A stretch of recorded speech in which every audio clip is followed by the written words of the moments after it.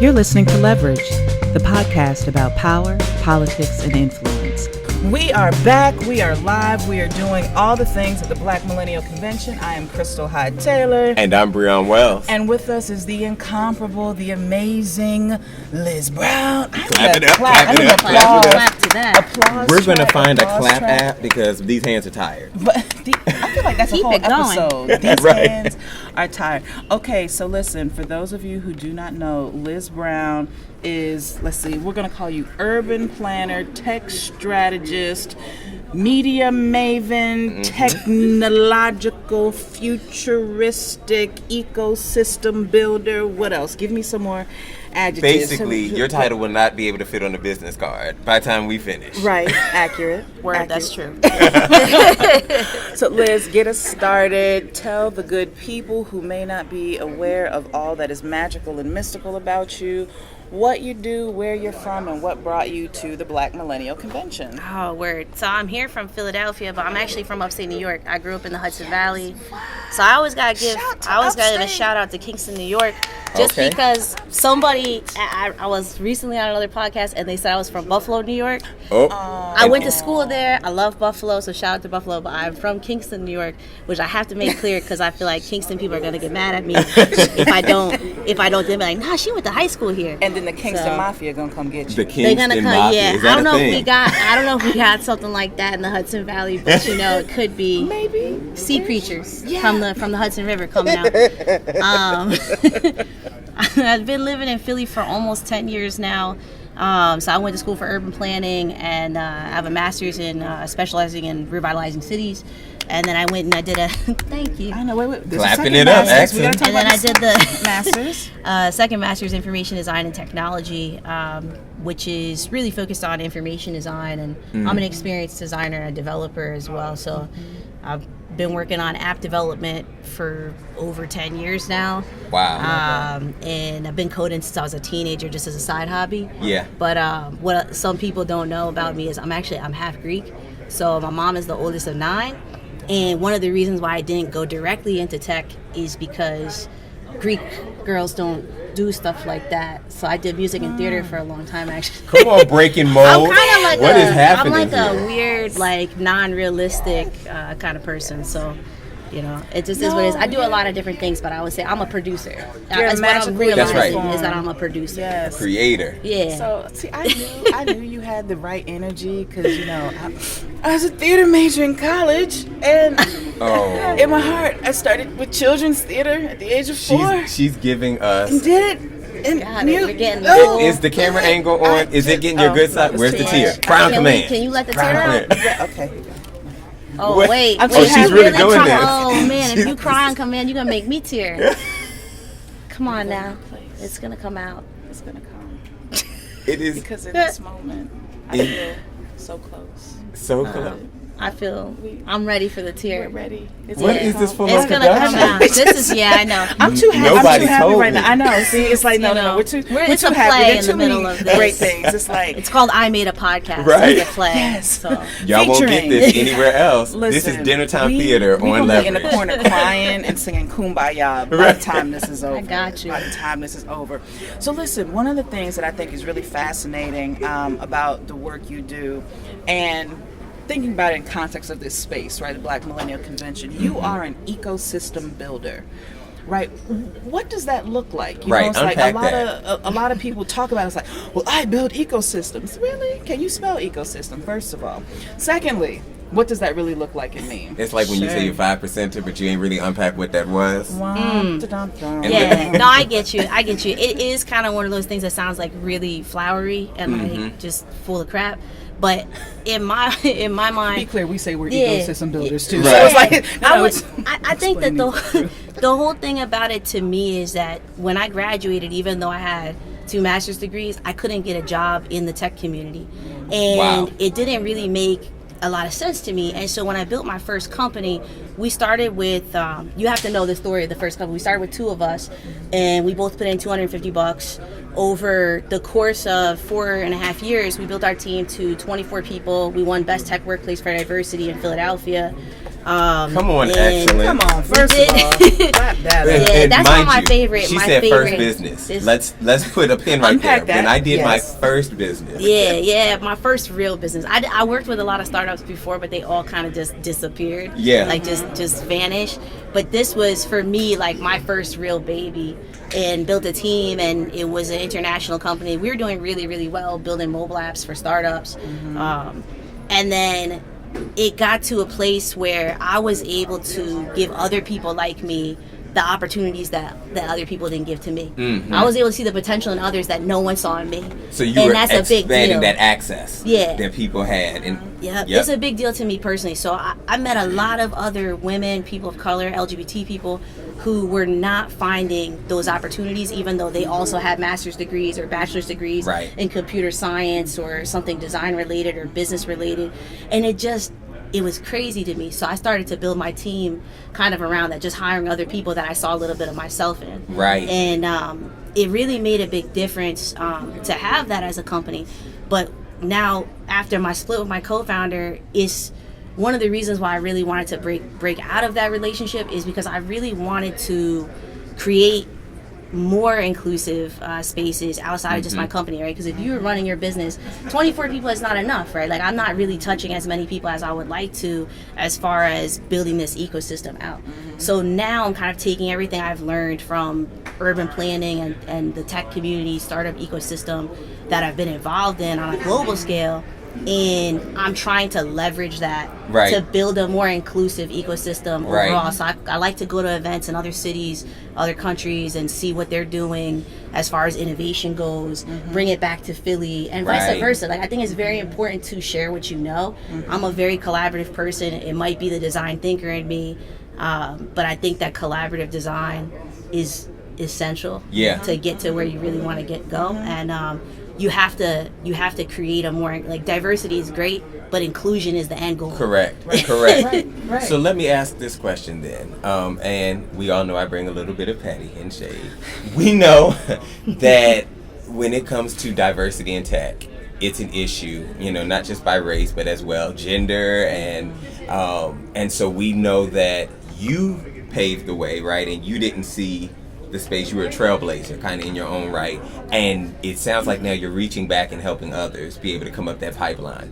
But what would you say to, since diversity in tech and diversity in these spaces is still a problem, what would you say to that young lady that is in that space and is the only one right now?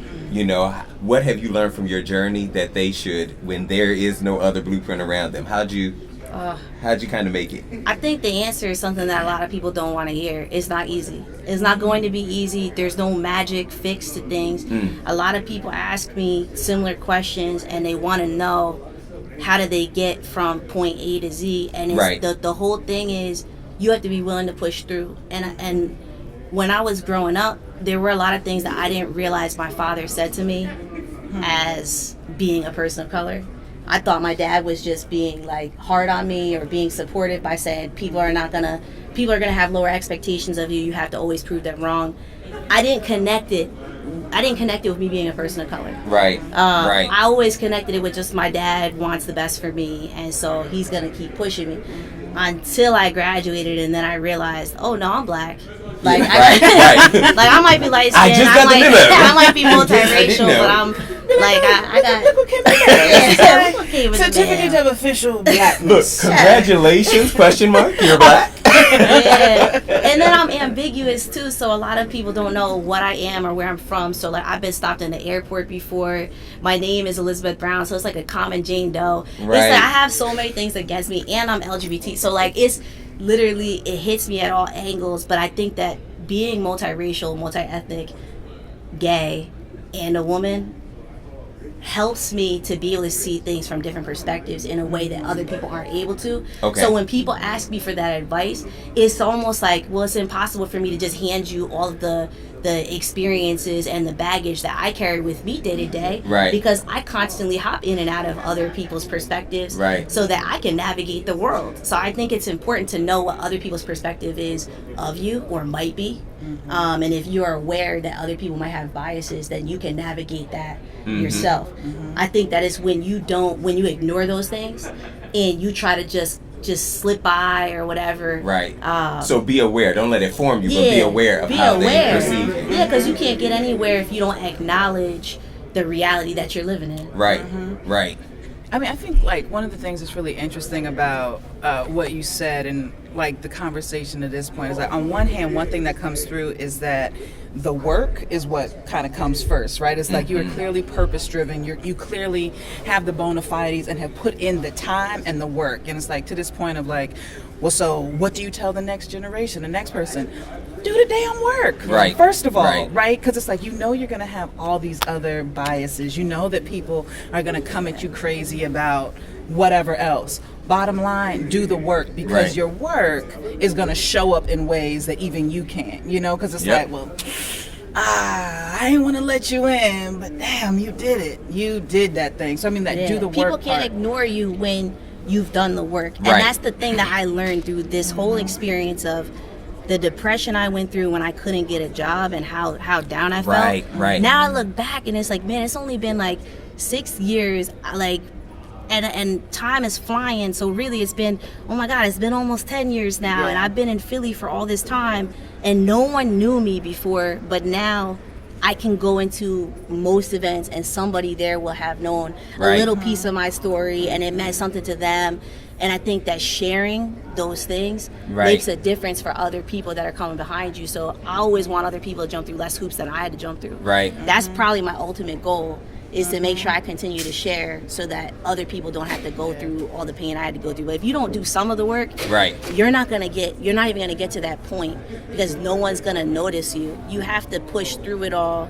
You have to do the things that might seem impossible to other people, and all of a sudden my whole world has changed because I've started to call people out and accept my truths, accept the reality that I'm living in, and now it's just a part of my day-to-day, and it feels so natural. So for our leverage listeners, do the work. But now I'm gonna do my shameless plug as usual on the other side of that, because these tech companies, diversity in tech, has been a conversation for long. You know better, do better quickly. Because our leverage mobilization team, they have their little black book. Again, this could be you segment. Cash tag for coin. We're going to have to put you in on this little black book, okay? So for months now, Breon has been pushing this concept of, he's about to pull out the little black book. All right, pull it out. Like pushing this concept of like, you need to keep record and receipts of like who's doing what's happening. So you never lose sight of like, okay, so where do people stand? What's your position? It's very, like, whether very it's true. in a political context, whether it's in a corporate context. Corporate context, Because it's like dollars talk. It's like we're all consumers, you know, on some level. And so if you see a pattern or practice that's disconcerting, how do you engage differently with that company in such a way? So y'all going to take notes of the times you reached out to said companies, like we on Instagram, do better now. Do better quickly. I completely agree with that because I have my own version of that. And a lot of people come to me in private and write me messages, or they see me at an event and they're like, what company should I go work at? And so I have this list where I'm like, no. We gonna call it the Liz list. Yeah, the Liz list. I have a list, and I've made for people who follow the videos that I post on my Instagram and LinkedIn. What is what? At Liz Brown Says. Perfect. And people who follow those videos will know that I have called BS on several companies that I had interacted with that now all of a sudden want to work with me. That's right. That I have a successful company. That's right. It's like you wouldn't even give me an apprenticeship when I was begging to work for free. Like with 2 master's degrees, just F you. Like I don't have time for that. And I'm not going to send somebody else that's got a lot of talent to those businesses for you to kill their creativity. No, not at all. That's not worth it. Not worth it. And the list is long. Like it's not a short list. It's very unfortunate. She was like, the list is the list is going. I need to take a moment of silence. The list like is literally long. It has the air out my chest for a second. annexes. Annexes it has, literally. But that's why I do the work I do with helping underrepresented founders now too, because we need to start our own businesses. Correct.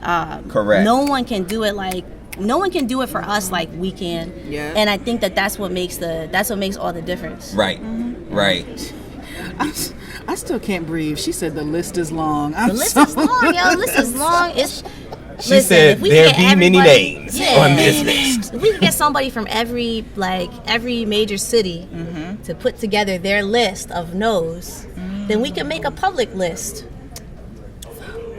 You know Listen, what? Liz just set off a project. Go get you your leveraged little black book, and you may want to buy 2 or 3 because the list may be long. Listen. You know what, y'all Tell ain't us your ready. stories. Hashtag coin. Hashtag coin. That's it.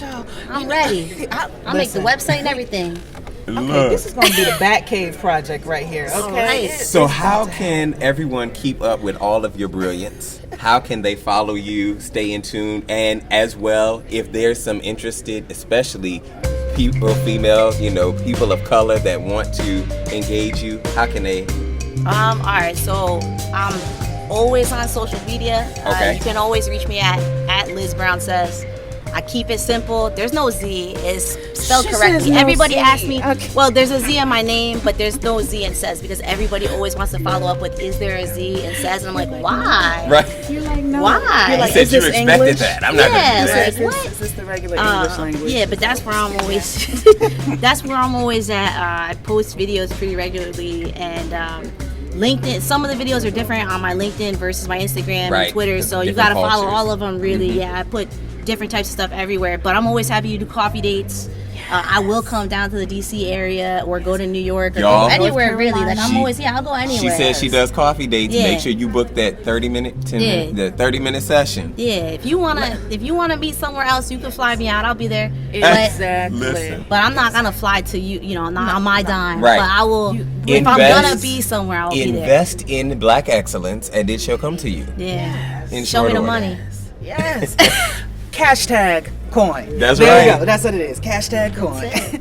Liz, we have so enjoyed having you on this morning, this afternoon. I don't even know what time it is right now, but it's still morning. It's still morning. Listen, it's forever morning. We have to do this again. Absolutely. Yes. Absolutely. We appreciate you. Thank you for coming, and we shall be back. You're listening to Leverage, the podcast about power, politics, and influence.